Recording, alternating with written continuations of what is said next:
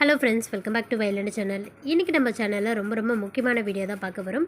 குழந்தை வரத்துக்காக காத்துட்ருக்கக்கூடிய பெண்கள் 6 நாள் சஷ்டி விரதத்தின் போது இந்த மடிப்பிச்சை வேண்டுதல் வச்சிங்கன்னா உங்களுக்கு கட்டாயம் குழந்தை பேரானது உண்டாகும். இந்த மடிப்பிச்சை வேண்டுதல் எப்படி வைக்க வேணும், எந்த நாளில் வைக்கணும், இது சம்மந்தமான ஒரு 10 கேள்விகளும் அதற்கான பதில்கள் தான் இன்றைக்கி சேனலில் வீடியோவாக பார்க்க போகிறோம். வீடியோவை ஸ்கிப் பண்ணாமல் முழுசாக பாருங்கள். அப்போ தான் உங்களுக்கு நான் சொல்லக்கூடிய தகவல் சரியான விதத்தில் புரியும். நீங்களும் சரியான விதத்தில் இந்த வேண்டுதலை செய்ய முடியும். முதல் விஷயமே பார்த்திங்கன்னா, சஷ்டி விரதம் இருக்கும்போது மடிப்பிச்சை வேண்டுதல் வைக்கலாமான்றதே நிறைய பேருக்கு டவுட் இருக்கும். கட்டாயமாக 100% இந்த 6 நாள் விரதம் இருக்கும்போது முருகப்பெருமான்கிட்ட நீங்கள் மடிப்பிச்சை வேண்டுதல் வைக்கலாம்.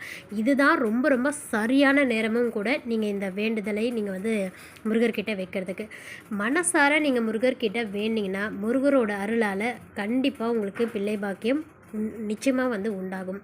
ஸோ நீங்கள் கண்டிப்பாக வைக்கலாம். ரெண்டாவது கேள்வி பார்த்திங்கன்னா, மடிப்பிச்சை வேண்டுதல் வைப்பது பார்த்திங்கன்னா எந்த நாளில் சிறந்தது?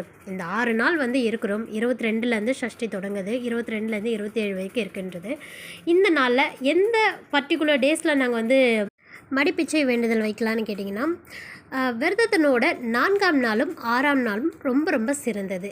அந்த நாளில் நீங்கள் பார்த்திங்கன்னா முருகருக்காக நீங்கள் மனசார நீங்கள் உங்களுடைய குழந்தை பேருக்காக வேண்டிட்டு முருகர் கோவிலில் சென்று நீங்கள் மடிப்பிச்சை வேண்டுதல் வைக்கலாம். அது என்ன குறிப்பாக 4ஆம் நாள் 6ஆம் நாள்னு கேட்டிங்கன்னா, இப்போது சஷ்டி விரதம் தொடங்கி 22 தொடங்கினா 22, 23, 24, 25 பார்த்திங்கன்னா 4ஆம் நாள் வரும். ஸோ ஆக மொத்தத்தில் நீங்கள் பார்த்திங்கன்னா விரதம் தொடங்கி கம்ப்ளீட்டாக 3 நாள் நீங்கள் முழு மனசாக விரதம் இருப்பீங்க. எந்த ஒரு விஷயமும் பார்த்திங்கன்னா, நம்ம ஒரு விரதம் இருக்கோன்னா, ஒரு விஷயம் வேண்டுதல் செய்ய போகிறோன்னா அதற்கு முன்னாடி அதற்கான விரதத்தை மேற்கொண்டிருக்கணும். 3 நாள் நீங்கள் மனசார குழந்தை பேருக்காக நீங்கள் ஒரு வேளை உணவு எடுத்துகிட்டு நீங்கள் இருந்துட்டுருப்பீங்க. 3 நாள் பார்த்திங்கன்னா மனசார உங்களுடைய குழந்தை பேருக்காக வேண்டிட்டு நீங்கள் கம்ப்ளீட் பண்ணிட்டீங்க. அந்த 3 நாள் விரதம் இருந்துட்டு 4ஆவது நாள் இந்த வேண்டுதலை நீங்கள் செய்யும் பொழுது நிச்சயமாக உங்களுக்கு பலன் கிடைக்கும். அதுக்கப்புறம் 4ஆம் நாளுக்கு அப்புறம் பார்த்திங்கன்னா 6ஆவது நாள் ஏன்னு கேட்டிங்கன்னா, ஆல்மோஸ்ட் நம்ம 5 நாள் நம்ம விரதம் இருந்துட்டோம். நம்மளுடைய குழந்தைக்காக வேண்டி முருகர்கிட்ட கண்ணீர் மல்க நம்ம பார்த்திங்கன்னா 5 நாள் வேண்டிட்டு உருகி நம்ம பார்த்திங்கன்னா விரதம் இருந்திருக்கும். ஸோ அப்போ நீங்கள் 6ஆவது நாளும் தாராளமாக பார்த்திங்கன்னா மடிப்பிச்சை வேண்டுதல் வைக்கலாம். அடுத்தது 3ஆவது கேள்வி என்னென்னா, மடிப்பிச்சை வேண்டுதலுக்கு எந்த முருகன் கோவில் சிறந்தது? பொதுவாக நீங்கள் முக்கியமான கோவிலில் மடிப்பிச்சை வேண்டுதல் வைக்கிறது ரொம்ப சிறப்பு. நீங்கள் பழனி, திருச்செந்தூர், திருப்பரங்குன்றம் இந்த மாதிரி கோவிலில் மடிப்பிச்சை வைக்கிறது ரொம்ப விசேஷம். ஆனால் இந்த சஷ்டி விரதம் பார்த்திங்கன்னா எல்லாருனாலையும் அங்கெல்லாம் போயிட்டு வந்துட்டுருக்க முடியாது. நீங்கள் உங்களுடைய வீட்டு பக்கத்துலேயே எந்த முருகர் கோவிலில் நீங்கள் இந்த 6 நாளும் சென்று நீங்கள் பூஜை செய்ய போகிறீங்களோ, எந்த முருகர் கோவிலுக்கு சென்று நீங்கள் வழிபட போகிறீங்களோ அந்த முருகர் கோவிலே, உங்களுடைய வீட்டு பக்கத்தில் இருக்கக்கூடிய கோவிலே நீங்கள் தாராளமாக மடிப்பிச்சை வேண்டுதல் நீங்கள் வைக்கலாம். அடுத்தது பார்த்திங்கன்னா 4ஆவது கேள்வி, மடிப்பிச்சை வேண்டுதல் வைக்கும்போது என்ன சொல்லி நாம் வேண்டிக்கணும்ன்றது ரொம்ப முக்கியமானது. நீங்கள் பார்த்திங்கன்னா மனசார சொல்லுங்கள், ஓம் சரவண பவா, எனக்கு பிள்ளை பாக்கியம் அருள்வாயாக. இது கூட பார்த்திங்கன்னா குழந்தை வரம் பற்றிய உங்களுடைய விருப்பத்தை, உங்கள் மனசில் என்ன இருக்குது, எனக்கு நான் இவ்வளோ வருஷம் காத்துட்ருக்கேன் முருகா, நான் குழந்தைக்காக ரொம்ப அவமானப்பட்டேன், ரொம்ப வலியை அனுபவிச்சுட்டேன், இதுக்கும் மேலே எனக்கு என்ன பண்ணுறதுனே தெரியல, இவ்வளோ கஷ்டத்தை அனுபவிச்சுட்டேன், அதனால் என்னோடய வீட்லேயும் எனக்கு இவ்வளோ பிரச்சனையாக இருக்குது, என்னோடய வாழ்க்கையே கேள்விக்குறியாக இருந்துகிட்ருக்கு. இந்த மாதிரி உங்களுடைய கஷ்டத்தை, உங்களுடைய விருப்பத்தை என்ன நீங்கள் எதிர்பார்க்குறீங்களோ முருகர்கிட்ட சொல்லி மனசார ரொம்ப உருகி முருகர்கிட்ட நீங்கள் மனம் திறந்து உங்களுடைய வார்த்தைகளை நீங்கள் சொல்லி வேண்டிக்கிறீங்களோ அவ்வளோக்கு அவ்வளோ உங்களுடைய முருகரோட அருளால் உங்களுக்கு குழந்தை பேரானது உண்டாகும். ஸோ இந்த வார்த்தைகளை நீங்கள் சொல்லுங்கள். அது கூட நீங்கள் உங்களுடைய மனசார என்ன சொல்லணும்னு நினச்சி வேண்டுறீங்களோ கண்டிப்பாக அதை சொல்லி நீங்கள் வேண்டிக்குங்க. 5ஆவது பார்த்திங்கன்னா, சஷ்டி விரதத்தின் போது மடிப்பிச்சை வேண்டுதல் வைக்கும்போது எந்தெந்த விதிகளை நாங்கள் பின்பற்றணும்னு கேட்டிங்கன்னா, முக்கியமான விஷயம், நீங்கள் இந்த 6 நாள் விரதம் இருக்கும்போது நீங்கள் இப்போ சப்போஸ் 4ஆவது நாள் நீங்கள் மடிப்பிச்சை வேண்டுதல் வச்சாலும் சரி, 6ஆவது நாள் வச்சாலும் சரி, இருக்கக்கூடிய நீங்கள் விரதம் இருந்தால் அதுக்கு முன்னாடி இருக்கக்கூடிய நாட்களில் முழு மனசோடு முழு மன சுத்தத்தோடு நீங்கள் விரதம் இருக்கணும். யாரையும் இந்த பர்டிகுலர் டேஸில் பார்த்திங்கன்னா யாரையும் பிறரை பார்த்திங்கன்னா குறை சொல்லாமல், அவங்கக்கிட்ட பார்த்திங்கன்னா கோவப்படாமல், யார்கிட்டையுமே கோவப்படாதீங்க, யாருக்கிட்டேயும் சண்டை போடாதீங்க. முழுசாக நீங்கள் இந்த 6 நாட்களும் இருக்கக்கூடிய 3 நாட்களுமே முருகர்கிட்ட வேண்டிட்டு நல்ல மனசோடு நீங்கள் இருங்க. அது ரொம்ப முக்கியம். அடுத்தது 3ஆவது விஷயம் பார்த்திங்கன்னா, உங்களுடைய விரத முறை நீங்கள் எப்படி நீங்கள் முதல் நாளில் தொடங்குறீங்களோ அதே முறைப்படி வந்து பார்த்திங்கன்னா இருக்கக்கூடிய மற்ற நாட்கள்லையுமே வந்து நீங்கள் தொடருங்க. அதாவது சில பேர் பால் சாப்பிட்டு நீங்கள் வந்து விரதம் இருப்பீங்க, பழம் சாப்பிட்டுட்டு வந்து இருப்பீங்க, இல்லை சில பேர் வெறும் தண்ணீர் மட்டும் குடிச்சிட்டு இருப்பீங்க. இந்த மாதிரி சுத்தமான உணவுகளையும் இல்லை சுத்தமான விஷயத்தை நீங்கள் ஃபாலோ பண்ணி நீங்கள் விரதம் இருக்கிறதுன்றது ரொம்ப ரொம்ப முக்கியம். அதுக்கப்புறம் வந்து பார்த்திங்கன்னா தினமும் முருகரோட பெயரை 108 முறை நீங்கள் சொல்கிறதுன்றது ரொம்ப ரொம்ப விசேஷம் இந்த பர்டிகுலர் டேஸில். ஓகேங்களா? அதாவது இந்த 6 நாள் விரதம் இருப்பீங்களா, இந்த நாட்களில் ஒரு நாளில் 108 முறையாச்சும் முருகா முருகான்றது இந்த வார்த்தையை நீங்கள் அதிகமாக வந்து சொல்லியிருக்கணும். அது கணக்கு வச்சுக்கோங்க. 108 முறை சொல்கிறதுன்றது அதுக்கு மேற்பட்டும் கூட சொல்லலாம். ஸோ அதுவும் விசேஷம். ஸோ இந்தந்த விதிகளை தான் நீங்கள் மடிப்பிச்சை வேண்டுதல் வைக்க போகிறீங்கன்னா கண்டிப்பாக இந்த 4 விஷயத்தை கண்டிப்பாக நீங்கள் ஃபாலோ பண்ணியிருக்கணும். அடுத்தது வந்து பார்த்திங்கன்னா 6வது கேள்வி என்னென்னா, விரதம் நடக்கும்போது பெண்களுக்கு மாதவிடாய் வந்தால் என்ன பண்ணலாம்? இது வந்து பார்த்திங்கன்னா எப்படி நாங்கள் இந்த மடிப்பிச்சை வேண்டுதல் வைக்கலாம்? இது ரொம்ப ரொம்ப முக்கியமான கேள்வியும் கூட. நிறைய பெண்களுக்கு வந்து பார்த்திங்கன்னா இந்த 22லேருந்து 27 கூட சில பெண்களுக்கு வந்து பீரியட் டேட் வந்து வரலாம். ஸோ நான் சொல்கிறது வந்து பார்த்திங்கன்னா 4ஆம் நாளும் 6வது நாளும் வந்து மடிப்பிச்சை வேண்டுதல் வந்து வைக்க சொல்லியிருக்கேன். சப்போஸ் உங்களுக்கு அந்த 3 நாள் தவிர்த்து 4ஆவது நாள் தான் 25ஆம் தேதி தான் உங்களுக்கு பீரியட் வந்ததுன்னா நான் என்னக்கா பண்ணுறது? கண்டிப்பாக அது எனக்கு ரொம்ப பெரிய மனசு கஷ்டமாயிடுமே, நான் அதை எப்படி சமாளிக்கிறதுன்னு கேட்டிங்கன்னா எந்த பிரச்சனையுமே கிடையாது. சப்போஸ் உங்களுக்கு 25, 26, 27 வருது, திருக்கல்யாண வைபவத்து 28ஆம் தேதி தான் உங்களால் வந்து பார்த்திங்கன்னா உங்களுக்கு அந்த பீரியட் கம்ப்ளீட் ஆகுதுன்னா நீங்கள் தாராளமாக 28ஆம் தேதி கூட உங்களுடைய வீட்டின் அருகில் இருக்கக்கூடிய முருகப்பெருமானோடைய ஆலயத்துக்கு சென்று நீங்கள் மடிப்பிச்சை வேண்டுதல் வச்சுட்டு நீங்கள் உங்களுடைய விரதத்தை வந்து நிறைவு செஞ்சுக்கலாம். அவங்களுக்கு வந்து பார்த்திங்கன்னா மடிப்பிச்சை வேண்டுதல் கோவிலில் எடுத்துகிட்டு அந்த அங்கேயே வந்து பார்த்திங்கன்னா பூஜை பண்ணிவிட்டு உங்களோட வீட்லேயும் பூஜை பண்ணிவிட்டு உங்களுடைய அந்த வேண்டுதலை வந்து பார்த்திங்கன்னா கம்ப்ளீட் பண்ணிக்கலாம். இது ரொம்ப ரொம்ப முக்கியமான விஷயம். இது நிறைய பேருக்கு சந்தேகம் இருக்கிறது கூட நீங்கள் இப்போ அதை நீங்கள் தெளிவாக தெரிஞ்சுக்கோங்க.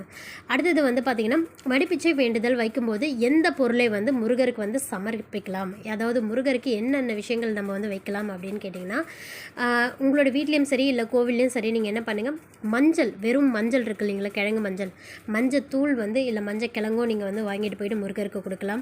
சிவப்பு பூக்கள், எந்த விதமான சிவப்பு பூக்களாக இருக்கலாம், செம்பருத்தியாக இருக்கட்டும் இல்லை செவ்வரளியாக இருக்கட்டும், முருகருக்கு ரொம்ப பிடிச்சது செவ்வரளி.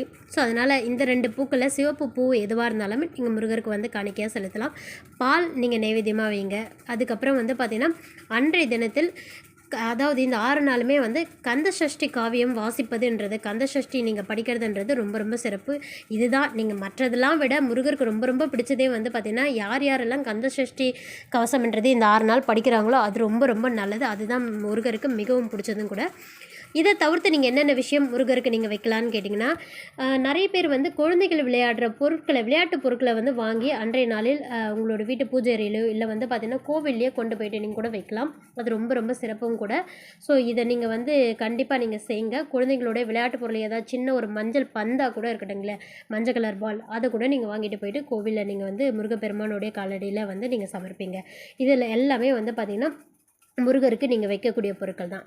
அடுத்தது 8வது விஷயம் வந்து விரதம் முடிந்த பிறகு என்ன செய்யணும் அப்படின்றது நிறைய பேருக்கு வந்து டவுட் இருக்கும்.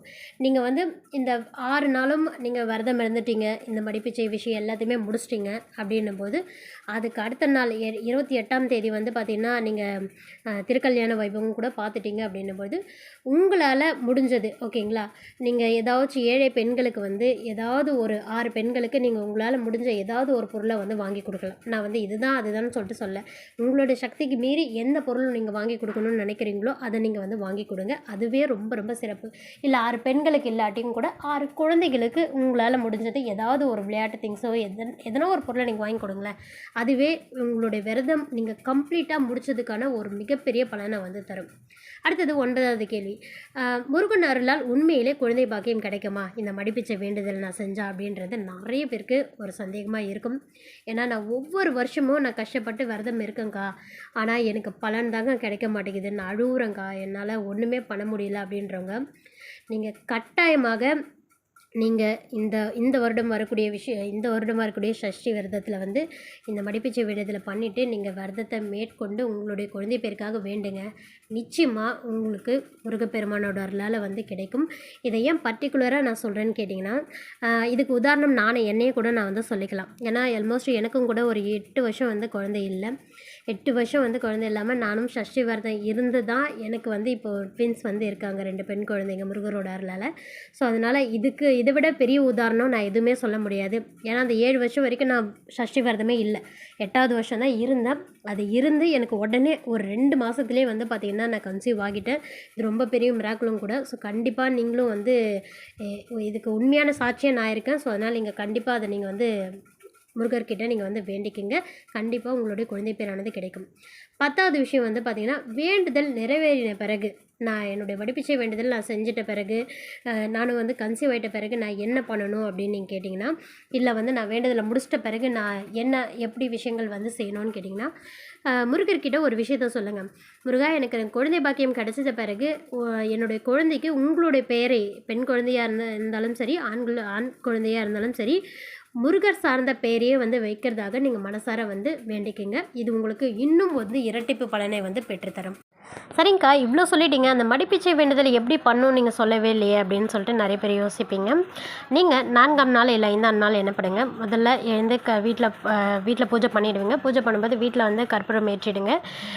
ஏற்றிட்டு என்ன பண்ணுங்க, உங்களோட வீட்டில் இருக்கக்கூடிய விநாயகர்கிட்ட நீங்கள் முதல்ல வந்து பார்த்திங்கன்னா கற்பூரம் ஏற்றிட்டு அவருக்குன்னு ஒரு தனி விளக்கை வந்து நீங்கள் உங்களோட வீட்டு பூஜை அறையிலே வந்து ஏற்றிடுங்க. ஏற்றிட்டு கோவிலுக்கு போயிட்டு அங்கே இருக்கக்கூடிய விநாயகர் பெருமானுக்கு வந்து பார்த்திங்கன்னா அங்கேயும் வந்து ஒரு கற்பூரம் வந்து ஏற்றிடுங்க. ஏற்றிட்டு கோவிலில் முருகப்பெருமானை நீங்கள் வந்து மனசார வேண்டிக்கிங்க. நீங்கள் வந்து மடிப்பிச்சை வேண்டுதல் வைக்கிறதுக்கு முன்னாடியே வந்து முருகப்பெருமானுக்கிட்ட வந்து மனசார என்னோடய குழந்தை பேருக்காக மடிப்பிச்சை வேண்டுதல் இந்த நாளில் வைக்கிற முருகா, என்னோடய வேண்டுதலை ஏற்று சீக்கிரமாக, ரொம்ப ரொம்ப சீக்கிரமாக என்னுடைய குழந்தை பேரை எனக்கு நீங்கள் வந்து அருள் புரியணும் அப்படின்னு சொல்லிட்டு மனசார வேண்டிக்கிங்க. உங்களுடைய மனசில் என்னென்ன விஷயம் தோணுதோ எல்லாத்தையும் நீங்கள் வந்து வேண்டிக்கிங்க. கோவிலில் வந்து பார்த்திங்கன்னா முருகர் சன்னதிக்கு எதிர்த்தா மாதிரி, அதாவது அந்த சன்னதியிலே கூட பெரிய இடம் இருந்ததுன்னா அங்கேயே கூட நீங்கள் என்ன பண்ணுங்கள், மண்டிட்டு நீங்கள் அந்த வெறும் தரையில் தான், அது கூட நீங்கள் வந்து துணி போட்டுக்கணும், என்ன பெட்ஷீட் போட்டுக்கணுமா, இல்லை வேறு ஏதாச்சும் மஞ்சள் துணி என்ன விரிக்கணுமா, அதெல்லாம் எதுவுமே கிடையாது. வெறும் தரையிலேயே மண்டிட்டு உங்களுடைய முந்தானையை, இல்லை வந்து பார்த்திங்கன்னா நீங்கள் ஷால் அந்த மாதிரி சுடிதார் போட்டிருக்கீங்க, இல்லை ஷால் தான் போட்டு போகிறீங்க அப்படின்னா ஷால் கூட என்ன பண்ணுங்கள், நீங்கள் வந்து அந்த முந்தானியை அப்படியே விரித்து அப்படியே வந்து நீங்கள் சன்னதிக்கு முன்னாடி கரெக்டாக ஒரு நேரம்ன்றது நீங்கள் வந்து ஃபிக்ஸ் பண்ணிக்கிங்க. குறைந்தபட்சம் ஒரு அரை மணி நேரம். ஏன்னா சில பேருக்கு உடம்பு இஷ்யூஸ் வந்து இருக்கலாம், இல்லை விரதம் இருக்கும்போது ரொம்ப நேரமும் வந்து மண்டிகிட்டு இருக்க முடியாது. ஒரு அரை மணி நேரம்ன்ற டியூரேஷன் வந்து எடுத்துக்கிங்க. இல்லை அதிகபட்சம் இருக்கணும்னா நீங்கள் 1 மணி நேரம் நீங்கள் மண்டிகிட்டு அந்த வேண்டுதல் செய்கிறதுன்றது ரொம்ப ரொம்ப சிறப்பு. அந்த நேரத்தில் கோவிலுக்கு வரக்கூடியவர்கள் வந்து பார்த்திங்கன்னா உங்களுக்கு வந்து உங்களுடைய அந்த மடியில் வந்து பார்த்திங்கன்னா எவ்வளோ காணிக்கை இடுறாங்களோ, எவ்வளோ வந்து பிச்சையாக வந்து போடுறாங்களோ, அந்த காசை நீங்கள் என்ன பண்ணுங்கள், 1 மணி நேரம் நீங்கள் முடிவு பண்ணி வச்சுருக்கக்கூடிய அந்த நேரம் முடிஞ்சதுக்கப்புறம் என்ன பண்ணுங்கள், முருகர்கிட்ட மனசார வேண்டிட்டு நீங்கள் என்ன பண்ணுங்கள், எந்திரிச்சு அந்த மடிப்பிச்சையில் கிடச்சிருக்கக்கூடிய பணத்தை என்ன பண்ணுங்கள், முருகரோட சன்னதியிலே இருக்கக்கூடிய உண்டியிலே, இல்லை அந்த கோவிலில் இருக்கக்கூடிய உண்டியிலே காணிக்கையாக வந்து செலுத்திடுங்க. ஸோ இதுதான் இந்த மடிப்பிச்சை வேண்டுதலோட சிறப்பும் கூட. இது முழுக்க நீங்கள் இருக்கிறதே வந்து பார்த்திங்கன்னா குழந்தை பேருக்காக, உங்களுடைய குழந்தை வரம் சீக்கிரமாக கிடைக்கணும்னு சொல்லிட்டு முருகர்கிட்ட வந்து மடிப்பிச்சை கேட்டு நீங்கள் பிச்சை எடுக்கிறதுக்கான சமம் தான். அதாவது குழந்தை வரத்தை நீங்கள் வந்து பிச்சையாக கேட்குறது விஷயந்தான் வந்து இதனுடைய பொருளே. ஸோ கண்டிப்பாக செய்யுங்க. ரொம்ப ரொம்ப சக்தி வாய்ந்ததும் கூட. நான் குறிப்பிட்டு சொன்ன அந்த ஸ்தலங்களில் வந்து நியர்பையில் இருக்கக்கூடியவங்க கூட தாராளமாக இதை பண்ணுங்கள். ஆனால் அப்படி எல்லாராலும் அந்த கோவிலுக்கு போக முடியாதுன்னா உங்களோட வீட்டு பக்கத்தில் இருக்கக்கூடிய கோவிலே இந்த வழிபாடை செய்யுங்க. ரொம்ப ரொம்ப பவர்ஃபுல்லானது. கட்டாயமாக உங்களுக்கு பலன் கிடைக்கக்கூடியது. எல்லாருக்குமே யாரெல்லாம் இந்த விரதத்தை மேற்கொள்கிறீங்களோ, யாரெல்லாம் குழந்தை வரத்துக்காக காத்துட்ருக்கீங்களோ, என்னுடைய மனசார வேண்டுதல் நானும் வேண்டிக்கிறேன் உங்களுக்கு சீக்கிரமாக குழந்தை பேர் கிடைக்கணும்னு சொல்லிட்டு